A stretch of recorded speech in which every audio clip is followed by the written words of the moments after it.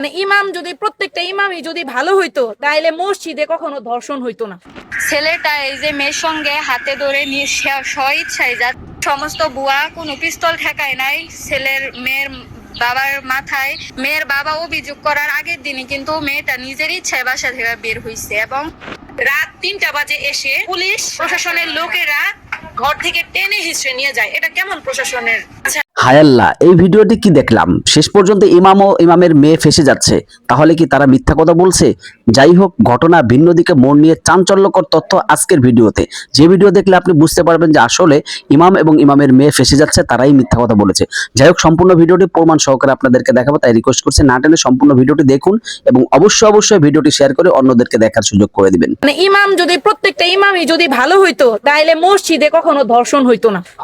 মসজিদে কখনোই দর্শন হইতো না। মেয়ের বাবার নামের পাশে ইমাম, মাথায় টুপি, এক মুঠ দাড়ি, এইটুকুকে বিক্রি করে যে কেন তারা সত্যকে মিথ্যা বানানোর চেষ্টা করছে তা আমি জানি না। দিন যাবত দেখে আসছি আবিদের সাথে এই মেয়ের সম্পর্ক।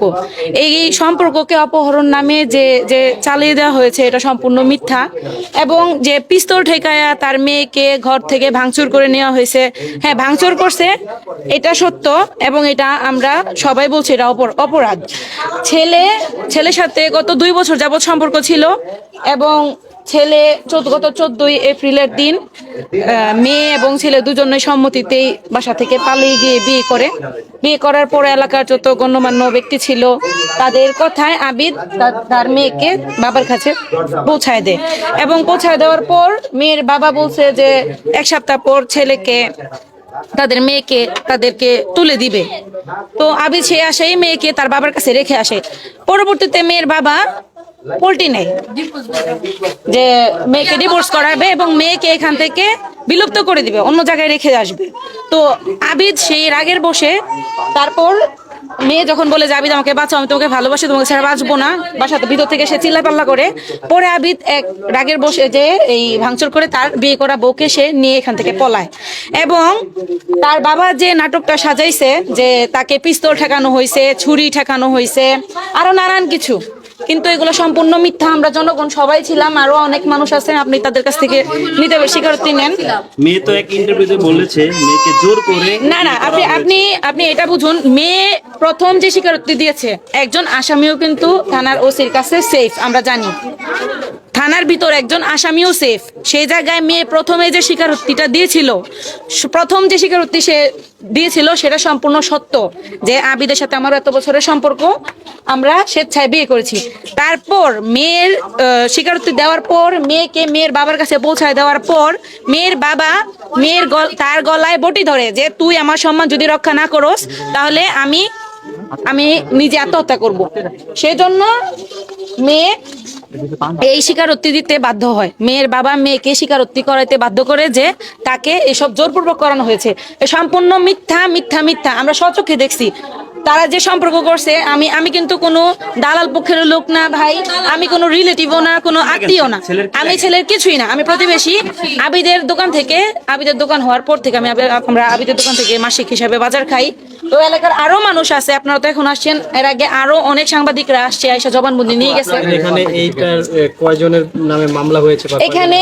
আচ্ছা, আমি একটা জিনিস বুঝি না, একজন মহিলা মানুষকে একজন মহিলা মানুষই টাচ করতে পারে, রাইট? প্রশাসনের আইনগত ভাবে আবিদের মা, আবিদের খালা, তাদেরকে রাত 3টা বাজে এসে পুলিশ প্রশাসনের লোকেরা ঘর থেকে টেনে হিচড়ে নিয়ে যায়। এটা কেমন প্রশাসনের নিয়ম আমি আসলে বুঝতে পারি না।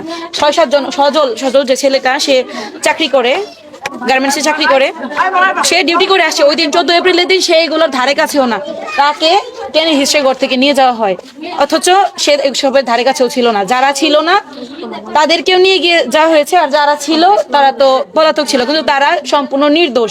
পিস্তল ঠেকানো, চাকু ধরা, এইসব সম্পূর্ণ মিথ্যা, সাজানো নাটক। আচ্ছা, প্রশ্ন রাখতে চাই আপনার কাছে।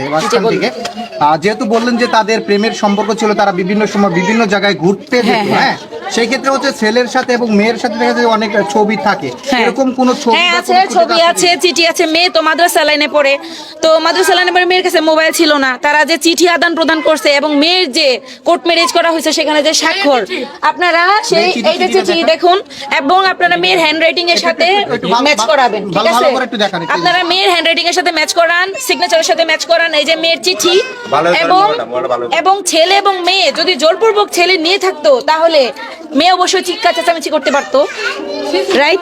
সিসি ক্যামেরায় দেখুন ছেলের হাত ধরে স্মুথলি গেছে এবং পাথারে গিয়ে তারা খাওয়া দাওয়া করছে, তারপর স্বেচ্ছায় বিয়ে করছে। মূল কথা আমরা স্বচক্ষে দেখছি। এই যে রাস্তার এবার আর আবিদের দোকান থেকে প্রায় বিয়ের সময় কি আপনি অনেক উপস্থিত ছিলেন? না, বিয়ের সময় আমি উপস্থিত ছিলাম না, আপনি কিন্তু বললেন যে হচ্ছে স্বেচ্ছায় দেখছি, মানে আমরা নিজে দেখছি আর কি, এটা কি আপনি না, বললেন? ওই 14 এপ্রিলের দিন মাদ্রাসা স্কুল সব বন্ধ, আমরা জানি, রাইট? আচ্ছা, আচ্ছা। তো ওই মেয়ে ছেলের সাথে হাত ধরে স্বেচ্ছায় গিয়ে ওরা বিয়ে করছে এবং এই কাগজ যে সামাজিক যোগাযোগ মাধ্যমে ভাইরাল হয়েছে আশা করি আপনারা দেখতে পারতেছেন, এবং এই চিঠির সাথে তার হ্যান্ডরাইটিং ম্যাচ করে দেখেন যে কোনো জোর জবরদস্তি, মেয়ে যে বললো সেকেন্ড বার যে বললো মেয়ে যে তাকে জোর জবরদস্তি করে এগুলো করানো হয়েছে, তাকে পিস্তল ঢাকায় করানো হয়েছে, হাতের উপর হাত রেখে সাইন করানো হয়েছে। আপনি এক্সাম্পল, আপনি যদি আমার হাতের উপর হাত রেখে ফোর্স করে সিগনেচার করান, আমার সাইন কি এত সুন্দর হবে? হ্যাঁ, আপনারা দেখেন এখন ঘটনা সম্পূর্ণ ঘুরায় ফেলা হইতেছে। আমি জানি না এতে মেয়ের বাবার কি লাভ, তবে এই যে ইমাম নামের, মেয়ের বাবার নামের পাশে ইমাম, মাথায় টুপি, এক মুঠ দাড়ি, এইটুকুকে বিক্রি করে যে কেন তারা সত্যকে মিথ্যা বানানোর চেষ্টা করছে তা আমি জানি না, এবং এলাকাবাসী সবাই এতে ক্ষিপ্ত। প্রথম জবানবন্দিতে এলাকাবাসী সবাই খুব খুশি হয়েছিল যে যাই হোক দর্শক মন্ডলী, ভিডিও আকারে সম্পূর্ণ বিষয়টা জানতে পারলেন এবং দেখতে পারলেন। আসলে এই ঘটনা নিয়ে মনে হয় গভীর ষড়যন্ত্র চলতেছে, এই জন্য ঘটনা এদিক ওদিক মোড় খাচ্ছে।